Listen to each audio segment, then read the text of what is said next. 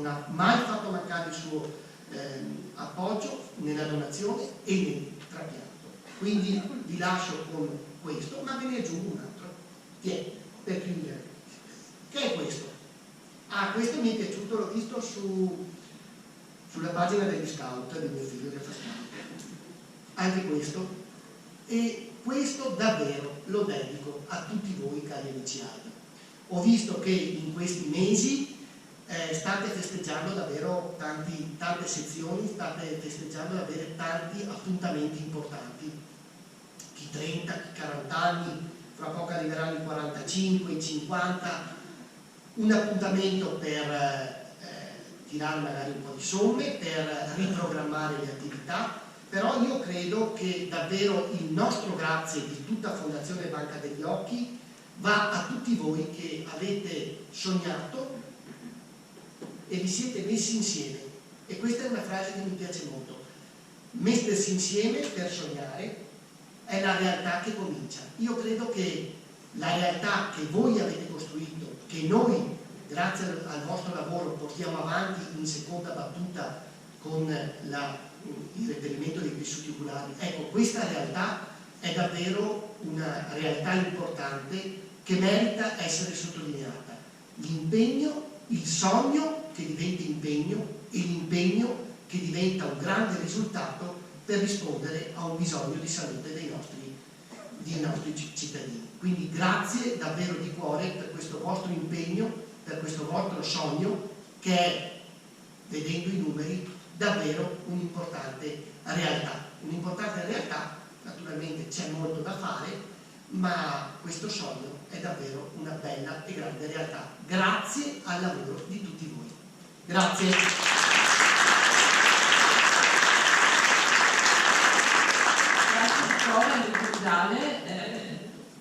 Certo. Allora, hai sottolineato l'importanza e quanto ti è piaciuto questa locandina. E questo è per dire che è un lavoro di squadra. Io e Paola ci siamo confrontati e abbiamo buttato parole dentro in un contenitore ed è uscito il titolo. E la grafica, la Monica, ha trovato la fotografia più adatta. Questo è quello che noi vogliamo fare, quello che noi vogliamo costruire nel tempo. Il lavoro di squadra premia i risultati. Grazie ancora.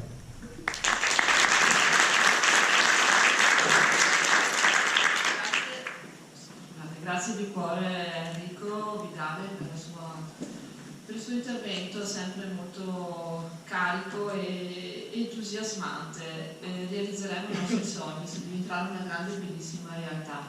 Lavoriamo tutti i giorni per questo e ci crediamo profondamente. Questa è la bellezza dei volontari AIDO. Lo dico sempre, i volontari sono veramente la spinta in più per la cultura del dono e davvero non potrò più mai ringraziare abbastanza per tutto quello che fanno. Adesso sarebbe il momento della testimonianza del trapianto di cornea, come ricordava Enrico. Purtroppo c'è stato un piccolo problema perché ieri sera mi ha chiamato ed è intervenuto il Covid in casa sua e quindi oggi non potrà esserci. Però è una persona che conosco e quindi farò da narratore e vi racconterò un po' la sua storia e perché la scelta della sua storia. Lei è Paola, è una donna, ormai ha 45 anni e lei ha ricevuto il dono di una cornea. Lei ha avuto una patologia agli occhi in giovane età e il trapianto è avvenuto all'età di 22 anni. Lei oggi vede grazie a quella cornea, vede i colori, vede i figli, perché poi è diventata mamma, quindi è un'altra storia di mamma. Lei quando l'ho incontrata mi ha parlato proprio di questo, di quanto questo dono sia stato importante perché gli ha concesso di avere una vita normale e di poter veramente assaporare i figli a 360 gradi. La storia di Paola comincia un po' di tempo addietro perché lei è stata trapiantata prima della legge sulla privacy, quindi lei ha avuto l'occasione di conoscere la persona che ha fatto questo dono e adesso farà un nome che più di qualcuno conosce perché è stato un grandissimo amico di AIDO Vicenza, ha collaborato, è stato in consiglio provinciale, che è il professor Giuseppe Di Stefano e che è di Valdagno, che ho visto prima c'è il gruppo coetaneo e lui, la cornea non è di Giuseppe evidentemente perché con lui abbiamo lavorato tanto, adesso lui è tornato a casa giù in Sicilia, ma in Sicilia sta portando avanti la missione. La sua storia che coinvolge Paola è molto bella perché il donatore è il figlio di Giuseppe, anche in questo caso un donatore giovane. E quello che ha colpito molto della sua storia è questo: la scelta, anche in questo caso, è stata fatta dal figlio, non è stata fatta dai genitori ed è stata fatta prestissimo, perché in terza media Luigi, questo è il nome del ragazzo, è alla scuola. Si è svolto un incontro di sensibilizzazione. Ecco perché è importante andare a scuola, ma non solo con i più grandi, perché molti dicono, beh, con i piccoli è troppo presto. Non è vero, non è mai abbastanza sufficientemente presto. 10 giorni fa sono stata a Chiuppano e abbiamo incontrato i bimbi che avevano 6-7 anni e ci hanno ascoltato molto volentieri, è stato un bellissimo incontro. Luigi ha sentito parlare di donazione attraverso i volontari, è tornato a casa e ha parlato con la mamma e papà dicendo che lui voleva essere un donatore. A quei tempi ci si poteva iscrivere anche minorenni. Mamma e papà gli hanno detto di no. E ho detto, ma stai scherzando? Non sono cose di cui parlare, non sono cose adatte a noi giovani, tu non puoi sapere che cosa andava bene, cosa va bene per te. Il ragazzino ha insistito tanto con i genitori, perché lui proprio ci credeva e ha detto, no, è una cosa importante ed è giusto farla, per cui alla fine lo hanno assecondato, hanno seguito quella che era la sua inclinazione e nessuno poteva sapere che qualche anno dopo, poco dopo, sarebbe successo un incidente. E anche per questi genitori il fatto che il figlio avesse deciso per sé e avesse insistito con loro è stata l'anca di salvezza, è stato quel qualcosa, quel quid che ha fatto la differenza. Per cui sono storie importanti, sono storie che mi dispiace infatti che non ci sia Paola, ma sono storie belle perché ci fanno capire quanto questa realtà della donazione non coinvolge solo noi adulti, questa cosa davvero deve essere scardinata, coinvolge tutti, a qualsiasi età, l'ha dimostrato anche prima Tania con la sua bambina, lo dimostra anche la storia di Luigi, come lo dimostrano tante altre storie. Ed è bello pensare che oggi Paola vede grazie alla scelta di Luigi. Quindi vi facciamo comunque un applauso e vi apprezziamo.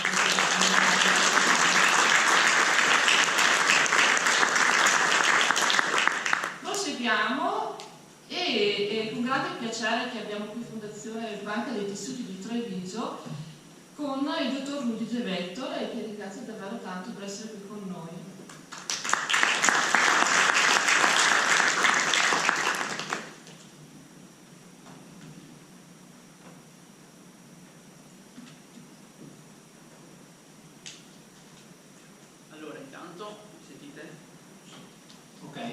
Grazie mille a voi per l'invito, vi porto anch'io i saluti del nostro presidente, dottor Di Falco, e vi porto anche i saluti del nostro direttore, la dottoressa Troian, che per motivi lavorativi si trova all'estero e non ha potuto essere presente all'appuntamento di oggi. Cercherò di essere rapido, insomma, per rispettare i tempi che i miei colleghi hanno rispettato. Ci sono tante cose da dire, insomma. Vorrei soffermarmi però un minuto in più nel ringraziare tanti operatori che lavorano nel mondo delle donazioni. Un grazie particolare ovviamente ai donatori che danno il consenso alla donazione, sia per quanto riguarda nel nostro caso le donazioni da vivente, ma anche grazie all'espressione di volontà espressa in vita, che è un bellissimo strumento che sta prendendo campo nel territorio anche per il multitessuto, per il donatore cadavere, quindi alle famiglie dei donatori e poi agli operatori, come dicevo, che rendono possibile tutto questo, in particolare il Centro Regionale Trapianti diretto dal dottor Feltrin, che riesce, in base anche ai numeri che abbiamo visto prima, a gestire un numero elevatissimo di donazioni qui in Veneto e gestirlo nel migliore dei modi, perché poi ogni donazione è diversa dall'altra, quindi i dubbi e le difficoltà ci sono a volte, ma abbiamo la fortuna di avere un centro regionale puntuale che in caso di dubbi c'è sempre per ogni tipo di risposta, e i coordinamenti locali che operano in loco, quindi all'interno degli ospedali, e che gestiscono magari più a diretto contatto con la donazione, che ci offrono la possibilità di mettere a disposizione dei pazienti tutte le tipologie di tessuti per l'utilizzo. Allora, una banca tessuti come la nostra è una banca che gestisce diverse tipologie di tessuti e diverse fasi di processazione, quindi partiamo dall'attività di prelievo nel territorio, il processo e la conservazione, la validazione di donatori di tessuti, quindi rendere idoneo un donatore all'utilizzo dei suoi tessuti, e la distribuzione finale. Questi siamo noi, insomma, siamo più o meno 25 operatori all'interno di banca tessuti, divisi con l'equipe di prelievo da donatore multitessuto, che vedete sulla sinistra, l'ufficio donazioni, che è il mio ufficio di competenza, diciamo, sulla destra, l'equipe di laboratorio composta da una decina di operatori, l'amministrazione, l'ufficio distribuzione e la comunicazione e formazione. Un rapido escursus storico sulla nostra banca. Dal 2011 ci chiamiamo proprio Fondazione Banca dei Tessuti, ma è il risultato di un lungo escursus storico che parte dal 1992 con l'inizio dell'attività di raccolta e la conservazione di tessuti cardiaci. Come aree di procurement, quindi dove andiamo fisicamente a eseguire i prelievi dai donatori, sono quelle regioni che vedete in rosso, quindi la provincia di Trento, il Veneto, il Friuli Venezia Giulia e le Marche. Diciamo che le aree invece di distribuzione è in tutta Italia e anche all'estero. Quale tipologie di tessuti tratta Banca Tessuti? Partiamo dai tessuti osteotendinei, cartilaginei e i nervi, vedete sulla sinistra, i tessuti cardiaci, i tessuti vascolari e la membrana amniotica. Questi sono semplicemente alcuni dati numerici per raccogliere il frutto, come dicevo, dell'impegno di tutti nel portare avanti questo tipo di attività. Quindi normalmente in un anno gestiamo all'incirca 200 donatori cadavere, quindi a 54 in questo caso donatori a cuore battente e 145 a cuore fermo, e all'incirca sui 1000 donatori viventi. Adesso con il periodo Covid abbiamo un minimo ridotto l'attività di donazione da viventi, che comunque sta riprendendo quei numeri pre-pandemia, soprattutto per quanto riguarda la donazione di placenta. Queste sono le certificazioni che ci vengono date per poter svolgere la nostra attività, quindi la certificazione da parte del Centro Nazionale Trapianti, veniamo sottoposti ogni 2 anni alla visita ispettiva del Centro Nazionale Trapianti, del centro regionale, quindi l'azienda zero, e poi anche tutte le certificazioni di certi quality che certificano la qualità, diciamo, del nostro lavoro.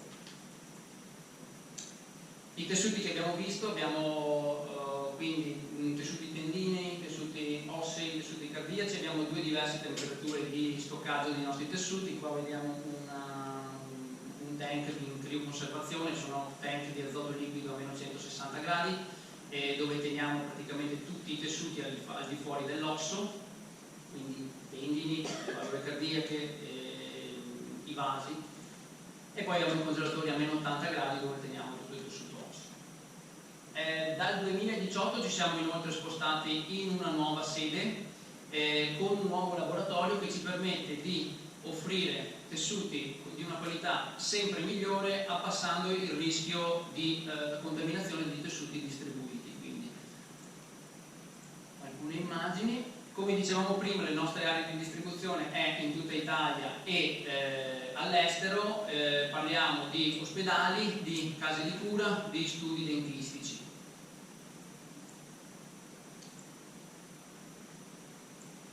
In generale, diciamo, facendo un rapido processo su come vengono distribuiti i nostri tessuti, partiamo dalla segnalazione del coordinamento locale che ci segnala un potenziale donatore. Viene valutato in base alle linee guida nazionali che ci impongono di rispettare, diciamo, certi parametri. Se il donatore è ritenuto idoneo al prelievo, andiamo in loco per eseguire appunto il prelievo dei tessuti, portiamo in banca tessuti a Treviso, si inizia la processazione in laboratorio. Purtroppo qualche tessuto per motivi morfologici viene scattato in laboratorio, per fortuna pochi. La stragrande maggioranza dei tessuti vengono prima conservati e una volta dichiarati idonei da un'equipe di medici, data per l'utilizzo finale. Quindi parliamo di tessuti soprattutto tendinei per la ricostruzione di legamenti, sia per traumi minori come può essere un incidente sugli sci oppure un incidente sportivo, sia per traumi maggiori. I tessuti cardiaci, per quanto riguarda la sostituzione di valvole, e questo è l'unico tessuto in cui facciamo un po' più di fatica a mantenere un alto numero di tessuti disponibili, perché ovviamente da un donatore multitessuto si può ricavare un cuore solo, quindi il tessuto cardiaco è quello un po' più messo in difficoltà dalla grande richiesta che c'è nei vari ospedali.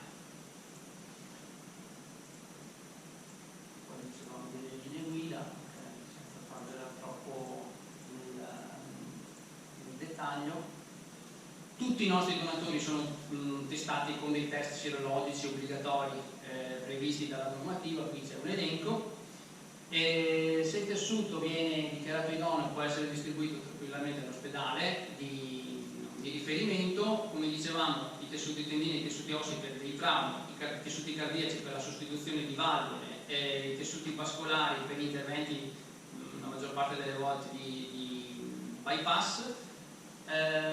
Mi soffermerei un attimo di più sull'utilizzo della membrana amniotica. La membrana amniotica è, per farvela breve, lo strato superficiale durante la donazione della placenta, durante appunto gli interventi di parto, cesareo e iniezione.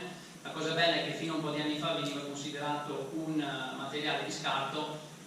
Con gli studi che si sono succeduti negli anni abbiamo visto che questo piccolissimo strato di tessuto superficiale ha tantissime caratteristiche che possono essere impiegati in diversi campi, ad esempio nella stragrande maggioranza per i centro-ustioni, quindi per coprire le ustioni e garantire la cicatrizzazione dell'ustione, ma anche in altri campi come la cura